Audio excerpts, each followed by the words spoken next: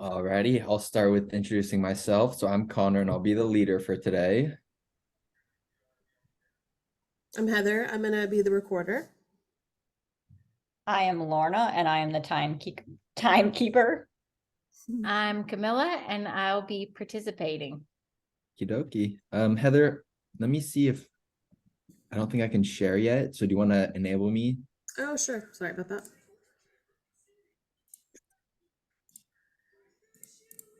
There you go. All right. Okie dokie.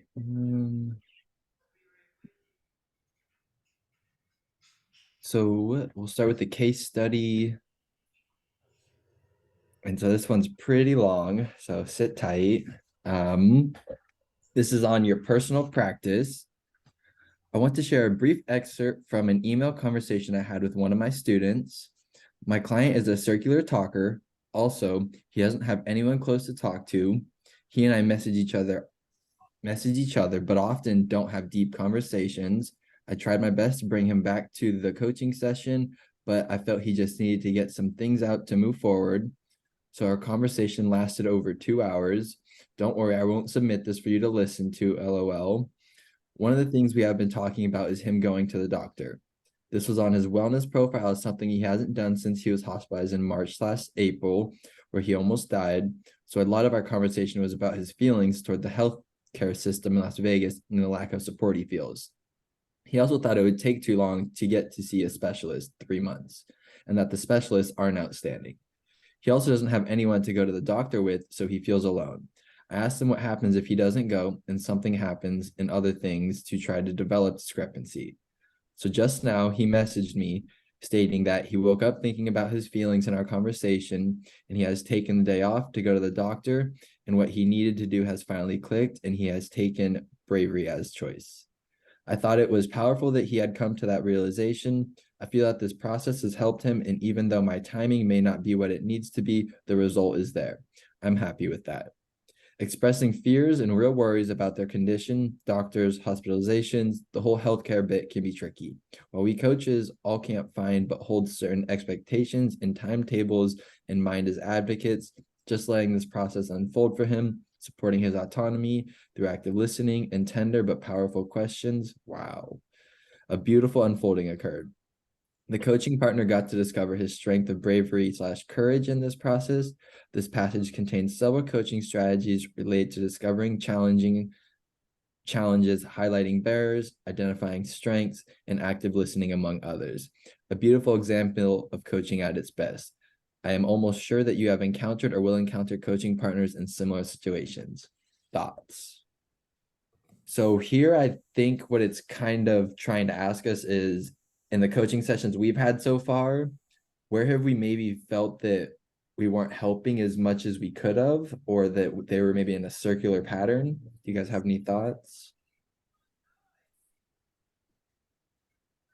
I haven't experienced anyone being in a circular pattern, but I have a client who was really reluctant about going to the doctor, one of my personal training clients. And so over the course of, I think it was like 3 months that I was working with him and like pushing for him to go to the doctor. And there was finally a day where he almost passed out. He got really super lightheaded at the gym and almost passed out. And so then I had to refuse to continue working with him unless he finally took that step to go to the doctor. And so in that situation, I offered support by being able to support him, like helping him make the doctor's appointment, if he needed a person to go with him to the doctor's appointment, any follow-up around medications or testing, that kind of stuff. He was able to reach out to me through the whole experience. But it's hard when people are afraid to go to the doctor or have something like that, especially this client here talking about that they had almost died the last time they were there for, so it was a really traumatic experience. And I know for my client personally that he was afraid. He's like 450 something pounds. He's a really big guy. And so he knew that he had health issues going on, but having someone actually tell him or diagnose him with those issues, he was terrified of that. He would rather go through life not knowing than have an actual diagnosis and then be accountable to his own health. I can totally see what he means. It could almost be traumatizing to go and hear like this is truly what's wrong. Mm-hmm. Yeah, he ended up being diagnosed with, he messaged me right away and was like, the depression screening that they have you do, he said I answered yes to every question. So he got put on to antidepressant medication. It turned out he had high blood pressure. He's probably diabetic. He had fatty liver disease, like all of these things. And he was taking steps by going to the gym and working out to take care of those, but still having that diagnosis. Then he's like, he almost became like flippant about it. He was like, well, we all know I'm just going to die next week now. And I'm like, okay, so now let's work on that behavior around Mhm. controlling the controllables and working through that. That's quite a story to say the least. And so like something that I'm kind of thinking about with this, you experienced what like the case study had of like not being able to get them to go kind of until they had that experience. What methods could we use to try and like usher them in that way in the best way? Just helping them develop discrepancy, I think, is the main thing, between like what is the worst thing and what is the best thing that could happen or going to happen or whatever, and help them kind of realize that before something traumatic happens. But I know for a lot of people, it does take something like drastic to make them really like, wow, this is true. I do have to do something about this. Because a lot of people like to live in denial of just like, well, like you said, like if I don't know about it, then it's almost like it's not there. I'd rather just not know. And I know a lot of people, several family members even, that are that way. They don't want to go to the doctor out of fear of, well, what if I find out I do have issues? I'd rather just not go. So yeah, it is a common problem, I think, of just wanting to live in that like comfortable place of where they are and not have to go into those uncomfortable areas of figuring out that you could have some other issues that need to be addressed. And yeah, I think just helping use the tools of like motivational interviewing and developing discrepancy, I think, are the main ways of kind of helping people get out of that stuck in a rut that they are in, just comfortable spot. Yeah, I think because also like building support for them. Like in his situation, I think that he was fearful that he didn't have anyone to support him. And so by me offering support, and then we talked about like his family and who could support him, like his partner in their eating at home. How could his partner support him by cooking and by what they did for grocery shopping, that kind of stuff. So really using community um, to just to build confidence in themselves that they're not going through this completely alone. okay. Anyone have any other thoughts on this, or should we keep going? Well, I think the it's a little bit different, but the one thing that stuck out to me was that sentence that says bravery as a choice.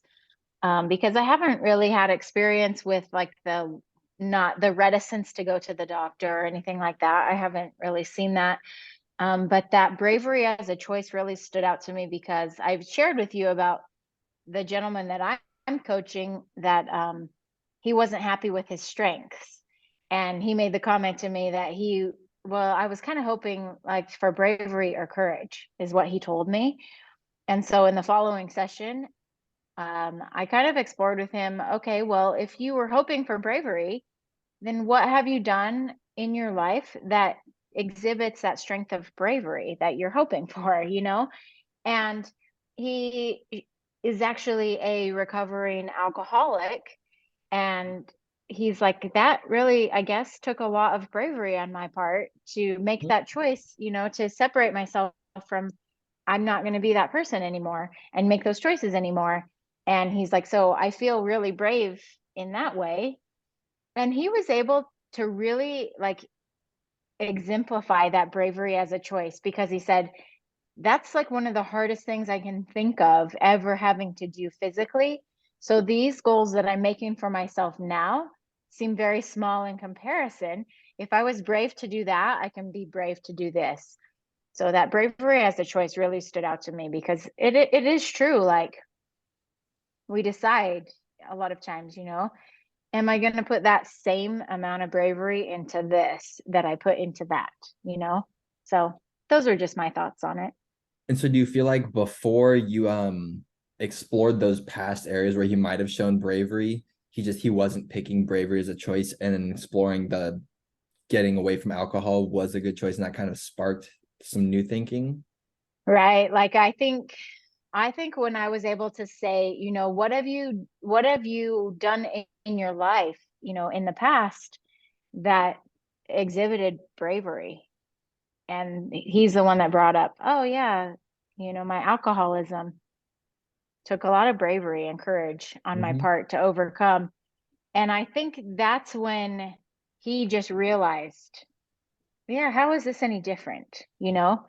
So yeah, I don't think he had, before we talked about that, I don't think it had even come to him that he could choose to be brave. And I think that kind of goes to show that the thing we've been taught from the very beginning is that the clients have all of the answers within themselves. And that right there points it out. Yeah. All right. So the day 1, 2, 3, and 4. We're currently 11 minutes in. Okie dokie. And it was like a minimum of 20, right? Yes. Okay. So a student coach asked me the other day, what do we do when a client continually takes 1 or 2 steps forward, then slides right back the next week? This has been going on for a month now. What am I missing? There are many reasons for taking a step back. Sometimes the goal needs reevaluating, and occasionally other priorities are competing and more urgent. What have you encountered in terms of backsliding? How have you approached it? We're always moving forward. Sometimes the path is curvy, the trail is steep, and we may stumble, but we never really slide backward. There's always some insight or lesson that we've gathered in our attempts. So with this one, where I really liked it was that little last paragraph where it talks about the path being curvy, we're not really sliding backward, and that there's lessons. Even if it may, with one of my clients, she was trying to get on her Peloton more to a hour 30 a week, and she had gotten to, I think, like 50 minutes a week, but then kind of slid back from that a little bit, was juggling other things. And so even though our progress with the Peloton wasn't linear, she was dealing with more in that moment than she had ever dealt with while still being active. And so really trying to get her to see that even though we didn't make physical progress in the Peloton of adding more minutes, you were dealing with more and you were learning new things, and how to, instead of sliding back to no minutes on the Peloton, you still stayed at where you were and were dealing with things. Yeah, absolutely. I like this one a lot because I think this is a good teaching aspect for a lot of people, because a lot of people they always think they have to stick to their goals all the way or they'll just drop it completely, and learning to like have those other things come into their lives and manage it and change it a little bit however it needs to be to fit that day to day is how you really make a new habit. You know, it's not going to be a perfect up and down. I mean, it's going to be up and down. It's not going to be a perfect, like I did this perfect every single week and now it's habit. Like it's going to have, you know, challenge that'll come along. I mean, even with things like weight loss, people seem to think it has to be this perfect, like downward trend, but it's not going to be. I mean, it's going to be all up and down, and eventually get down there and you'll see that, but it's not a perfect line like people think it's going to be. And that's the same with building habits. It's not going to be this perfect, I'm going up the hill and developing all these new skills. It's going to be curvy. So I like this one a lot. I do too. I was gonna say I've one of my clients has kind of had this where we set a goal and then we back off and we set a goal and back off, and we've done this like 3 times now. But I was thinking of like it's actually a great way to build self-efficacy in for a client, like help by affirming them in the conversation. When I was working with her and she was like, well, I just feel terrible that I didn't do everything that I set out to do. And I said, but there were some great things that you did do during this week, and then getting to go over those and show the positive of what they did. I think that building that into their own self-talk, like helping them cultivate that, I think that that's super powerful. And do you think a way you could build that in is to like they throw out the negative talk of all the things they couldn't do, and you kind of bring it back to, well, these are all the things we did do. asking them to state like, tell me exactly what you did do that was progress. Do you think that would be good in there? Yeah, no, I love that. Yeah. So I guess we all kind of answered both of those little questions. So we can move on to the next part. Wait, all right, we're going to here. Move this so I can read it. We're at 15 minutes. Gotcha. So we'll start with perfect. All right. This first one, your personal practice. Everyone's life is different with different demands and different individual needs. That's why having a daily mindfulness practice that fits your lifestyle is the key to sustaining the benefits. Mindfulness, just like physical exercise, is a skill that requires regular practice to develop.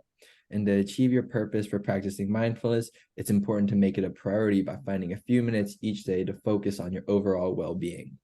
As we wrap up this track, students will find some of the most powerful skill building options for their daily practice here.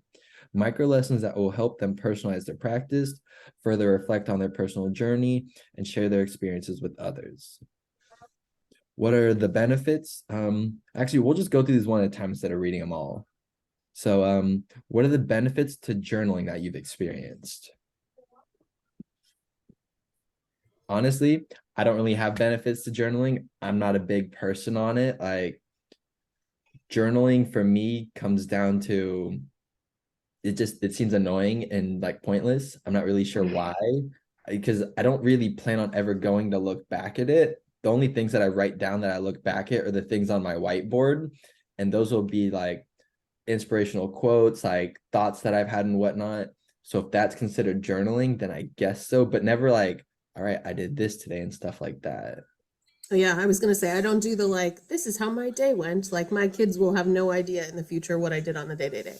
But when I was going through my divorce, I remember like having to reconnect with how to experience emotions. And so I would literally write down like whatever emotion I was experiencing and then any like words that were attached to it. And that was my journaling.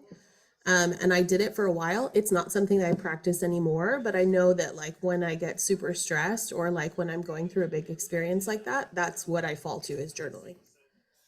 Okay. You ladies have any thoughts, or should we move on to the next question? I am also not a journaler, but I know for people who do journal, it's a good way for them to self-reflect. But I don't journal, so. I don't really journal too much. I used to when I was a teenager. My mom has stacks and stacks of journals. I don't know why. I just did. But I don't journal too much now, but I write lots of notes or like Connor said, I keep lots of motivational quotes. Like I'll screenshot them or put them in the notes in my phone. I do like gratitude bullets where I have like a place in my phone where I will jot down things I'm grateful for that day. My husband actually, he's a little bit more of a journaler. He calls it his chaos um, journal, but like if he's ticked off about something, you'll see him like in his room scribbling in his chaos notebook, and it's just he says it gets the chaos out of his mind and onto the paper. So I mean, I'm a firsthand witness that it works for him, and I do appreciate like gratitude journals, things like that really work for me, but I'm not like a day-to-day journaler anymore. I used to when I like I said when I was a teenager. I'm like, I woke up at 6:45, I did this, totally boring. I don't know like really the purpose in that anymore, but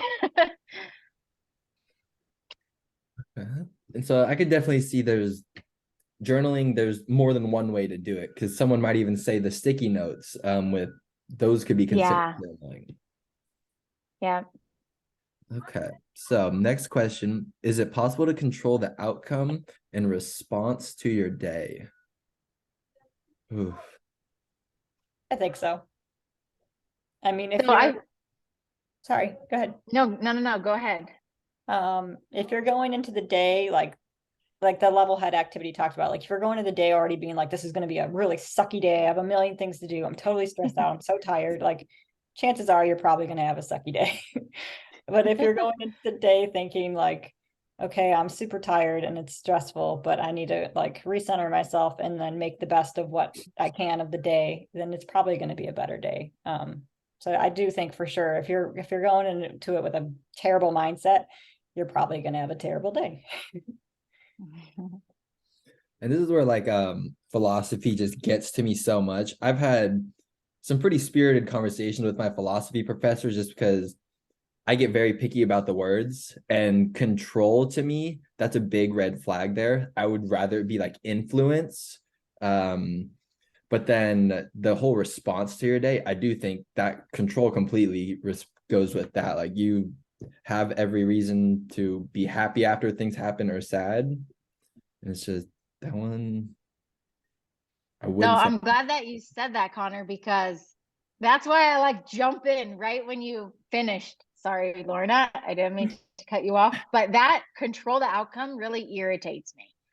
Like, I feel like, well, and I mean, this is coming from a super high, like overachiever. I'm going to be honest about that. Like, overachiever, try to control everything, a bit compulsive. So keep that in mind. I'm not like, that just irritates me. Control the outcome, because I've worked so hard to learn I can't control the outcome of anything. I can control, and not even control, I can decide how I'm going to respond to something, how I'm going to respond to a trigger, a situation, a person, and um, an event. You can't ever control the outcome. It's the same as stepping on a stupid scale. You can't control that outcome. You can just decide the things that you're going to do throughout your day, throughout your weeks, throughout your years. It doesn't mean you can control that number on the scale. Mhm. Yeah. Anyway, that triggers me. I don't like that. I don't like No, that I either. feel it. I can Control feel the it through the outcome. screen. Don't say that. Okay. Next one is, what was your favorite Levelhead micro lesson? I didn't get to do any of the personal practice ones, so I'm not even sure what those are about. My like favorite was the your authentic self, the last one. It's like the thing that stood out to me was saying I feel dot dot dot instead of I am. That's a huge thing that I talk about, is like disassociating yourself from your experience. So being able to say, I'm experiencing anxiety, I'm experiencing depression, but not saying I have depression or I have anxiety, like not owning that and being able to differentiate how you're experiencing it. Okay. It was also a lot of breathing, and I just love breathing. So it was great. I liked the power of pause. That was the one where it just talked about just remembering to like pause and take a moment before you respond to things so that you are like recentering yourself and not just going through whatever you pops in your mind at the moment, which you probably will regret later. And see, that's something I've actually gotten in trouble for in previous relationships, is taking the pause. Like me and her, it's a pretty serious conversation. And then I'm just sitting there for a couple minutes thinking about like every way I want to approach it and the way I truly want to say it to her. And why aren't you saying anything? Like, are you not thinking? It's just like, no, like I'm really thinking about this in depth. And so it was interesting that this is something that comes up there. I think maybe, that power pause, because I know that does irritate people when you take a minute before you respond because they think you're not going to respond. So there, I think it was in that Levelhead where it mentions even letting them know I'm going to give myself a few seconds before I respond, like, or I'm gathering my thoughts so that they know you're actually using that pause for something and not just to ignore them. But that one, I really liked that one too, because I'm always telling my husband he's much more like extroverted than I am, and he's very, like, everyone knows how he feels when he walks into a room. So I'm always telling him, not everyone has to know exactly how you feel. Not everyone has to hear exactly what's going through your brain. So we actually listened to that one together, and I was laughing because because sometimes it's the opposite, like There's some of us who we pause too long and everyone thinks we're not paying attention, and others like just, you know, so I don't know. I like that one too. It was a good one. And Connor, it's actually funny you said that about that's actually giving you like issues in a relationship, because years ago, my husband and I have been together forever, but he was always the type that would be like, all right, we're like in the middle of a fight. I'm just gonna go clear my head. I don't want to talk anymore about it because I know I might speak out of like anger and not what I really feel and what's like really thought out response. So he would just like walk away and be like, I just need time to think. And I'd be like, what do you mean you need time to think? Let's finish talking about this. And he'd be like, no, I want to talk. I need, he'd be like, no, like, cause I don't want to like be angry. I want to like think things through and like be able to have a like an adult conversation about whatever we're arguing about. But for me, from that perspective, I'm like, why don't you just know now? Like, so I do understand that. But like, as I've grown into myself and I've realized like that there really is a purpose behind the pause, and like, you know, so you don't just have those pointless arguments that lead to nowhere. So yeah, that's actually funny you said that. I think the That is biggest, super. go ahead, Camilla. No, you're good. The reason why like I do it is just because I'm so specific with my words and I don't want there to be any ambiguity in like what we're trying to solve, and then keeping the emotion out of it too. It's just like, if I'm gonna say it, I want it to be perfect the first time, and so that's why I could be put in the group that takes too long. One thing, Connor, one of your strengths is humor, right? I think so. Yeah. That's what I think so too.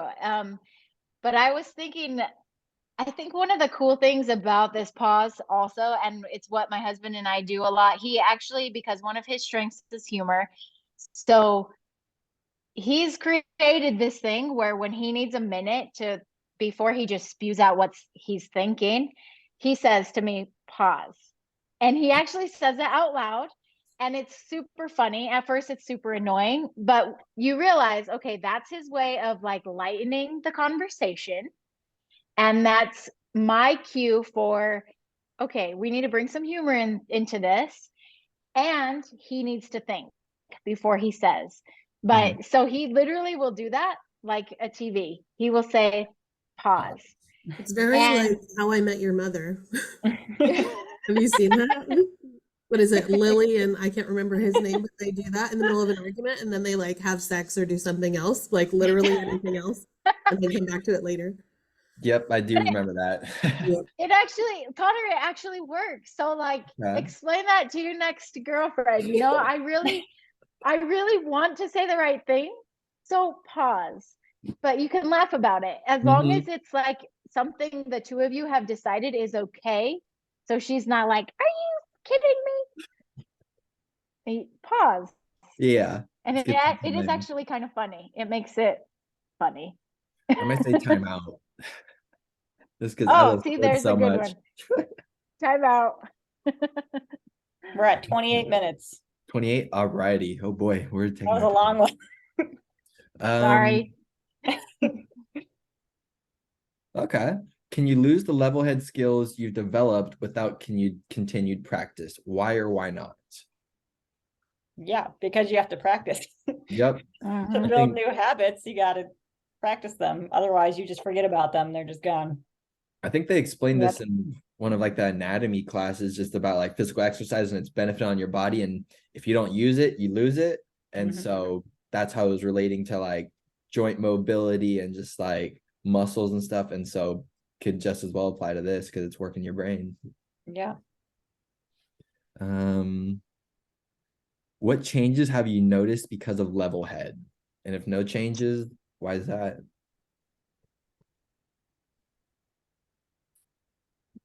I wouldn't say changes, but I just like noticed the overall, just the intention behind it. Like whatever you're doing, make sure that there's an intention and taking a moment to pause and breathe and set yourself before you dive into it.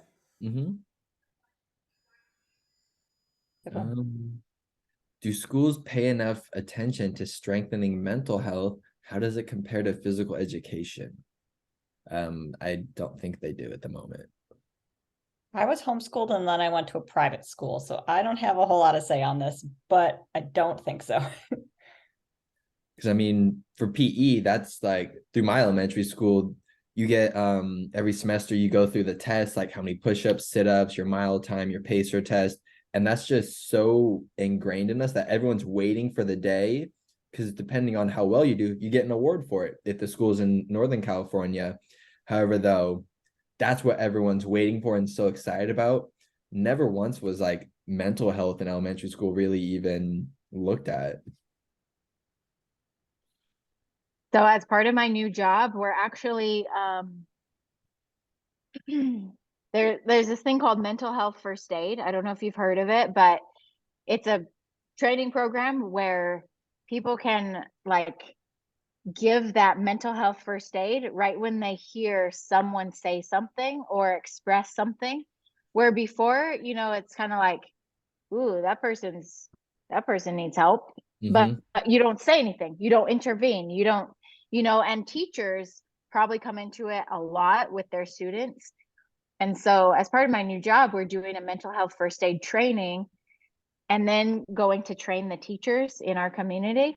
And I think it's so awesome because I think maybe they don't pay enough attention because there's not enough training out there. Nobody knows how to respond when a kid says something. It's like, ugh, I hope he has someone to talk to, Mm-hmm. not realizing that they might be that person he has to talk to, but they don't have the skills, the knowledge, the training to handle it. So I think that's the first step, is getting the people who are dealing with other individuals, whether that's children, teenagers, adults, Mm-hmm. that to say something, you see something, you say something. It's putting the tool in their tool bag to like deal with that. Yeah, because most of the general population, yeah, we might hear something, but we don't know how to help them, you know? Mm-hmm. So now we're on to 7-day challenge. And we'll probably go through this pretty quick since I bet we're over a half hour. Yes, we are. 32 minutes. Sounds good. We know change is hard and building new habits takes time. Even with the best intentions, it takes time. Where am I? Even with the best intentions, it's tough to make changes that will be beneficial to us. The 7-day challenge is designed to provide a wonderful wrap up to the Levelhead experience. It's a great way for health and wellness coaching to get ready to continue the practice beyond the course. What's the difference between mindfulness and meditation? I feel like Heather has this. Yeah, that's true. Mindfulness is just like a presence or an awareness of what is going on and being present in the moment and experiencing it.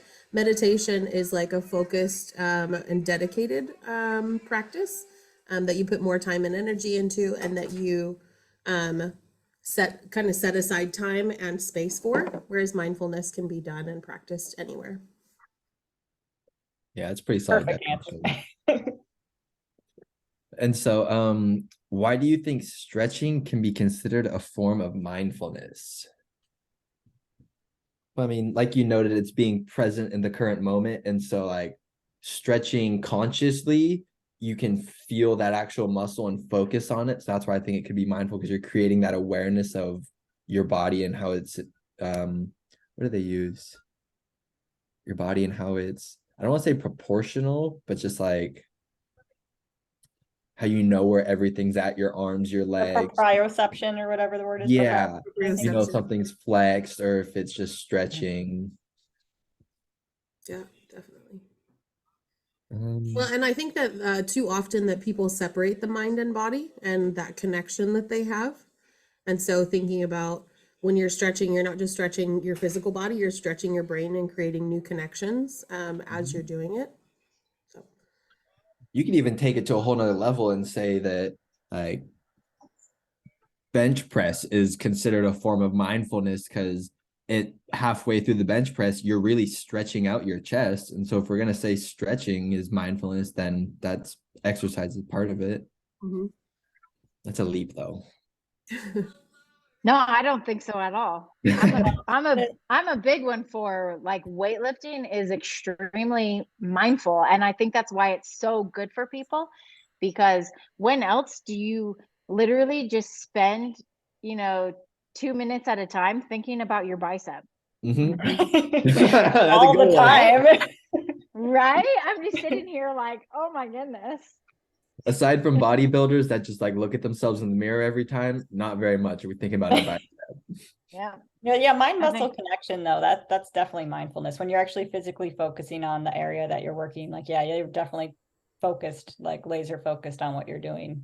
Yeah. mhm. Well, And and as a runner, yeah, the reverse of it is like innervation, like using physical touch, using your fingertips on your different body parts in order to create a connection to your brain so that it knows what you're experiencing. Because oftentimes, so like in my personal training clients, they'll be like, well, I don't really feel activation in that muscle. And I'm like, literally take your fingers and Mhm. place it on that muscle. When was the last time that you interacted with that muscle and understood what that felt like? And like thought about what that felt like. And so teaching them, people are also very fearful of just touching their body in general.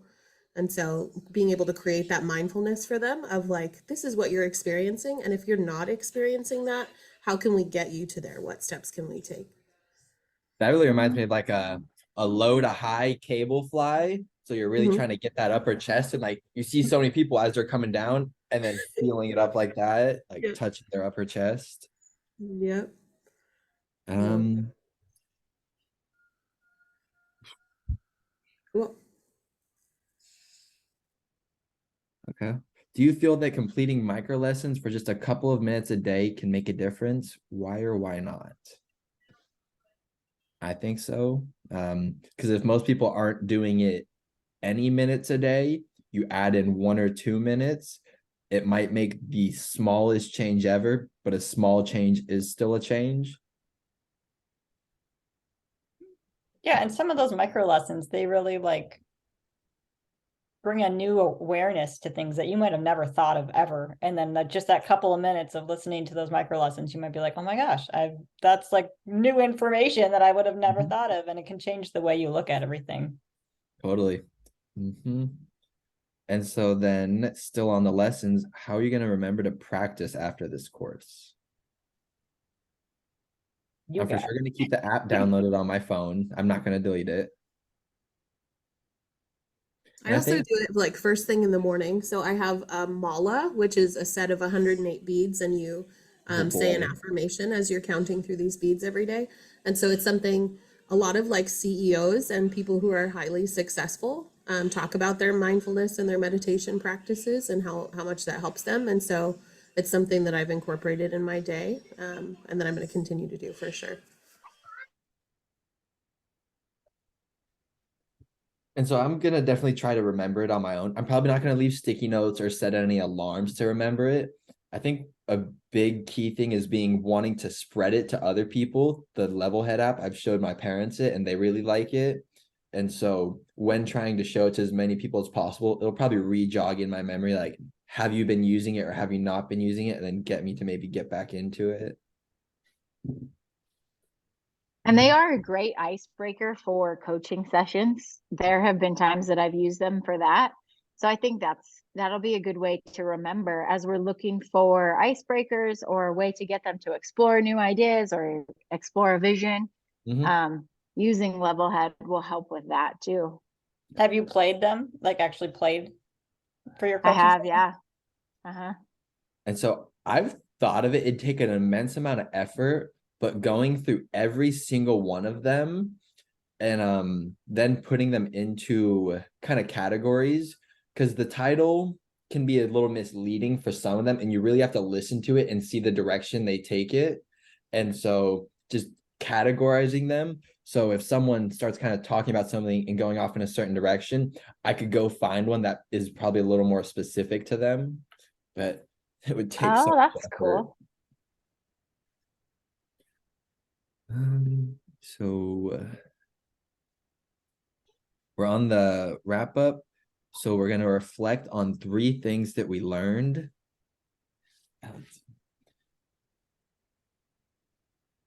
I don't know if there was any learning in this week.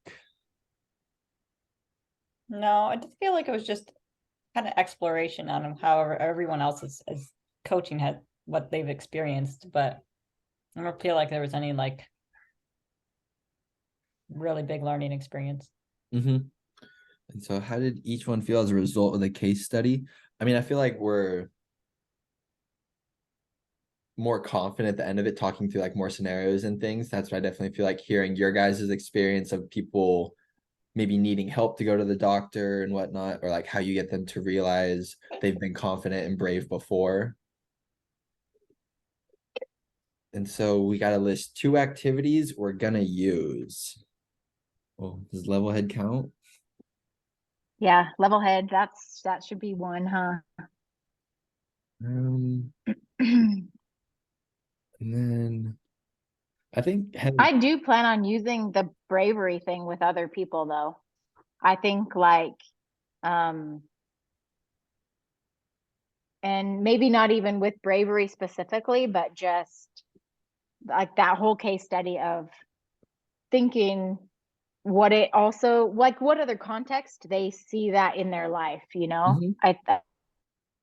I just think that's a good idea. Because everyone's had to be brave at some point. There's no way you've never not been brave, I don't think. Like even in the smallest situation. And so it's just finding those things that they could go back to where, oh, I did tell them I wanted this drink instead of that drink, even something small like that, to figure out how they can become braver in future things that relate to like health and wellness. Yep. And then one thing that surprised or encouraged a growth mindset.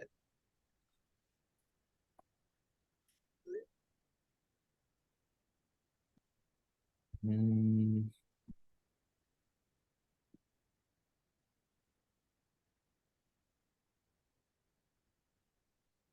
I'd Can't say think maybe the power of the pause. That one supports a growth mindset.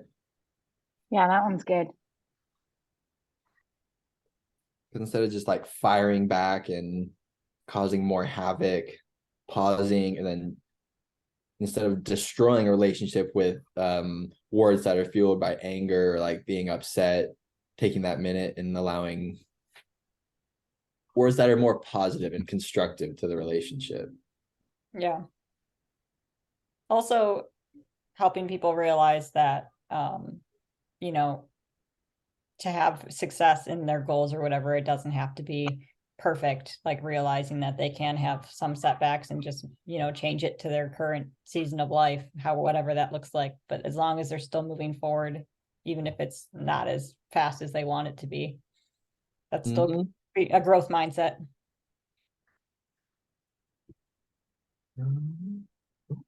Okay. So I think if that's everything, all we have to do is send the stickers and then the thing to the professor, and that would be the end of this one. All righty.